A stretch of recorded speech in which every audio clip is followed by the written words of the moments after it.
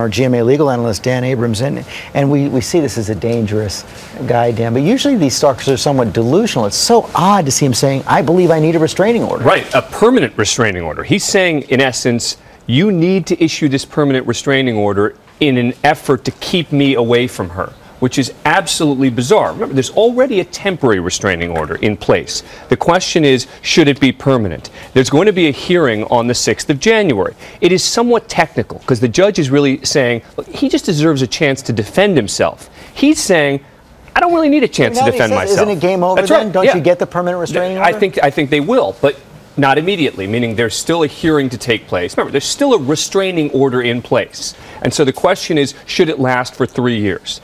And on the 6th of January, I would expect that the judge will come forward and say, as a result of everything that I've seen, as a result of the defendant's own comments, I'm going to issue a permanent restraining order. You know, the guy is so clearly was posing a threat, it seems, from everything we're learning right now, to Selena.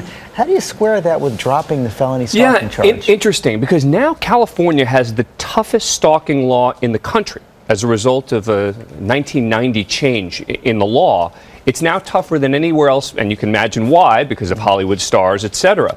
And so what the judge in this case, a different judge, by the way, ruled was that because there wasn't specific intent, he believed, to scare her, he was dropping the charges. The problem what was the intent? Well, that's right. It wasn't to scare her. That's right. Well, because he was delusional and thought he was in love with her. The problem is that in all these cases, these stalkers think they're in love with them. Not in all, but in a lot of them, the reason they're doing it is not because they want to hurt the person. They want to be with them. That's right. They want to be with them. So it is hard to understand, considering the fact that he's talking about killing her all these times, why that charge was dismissed. But odds are now this permanent restraining order will be put in place eventually. Oh, yeah, absolutely.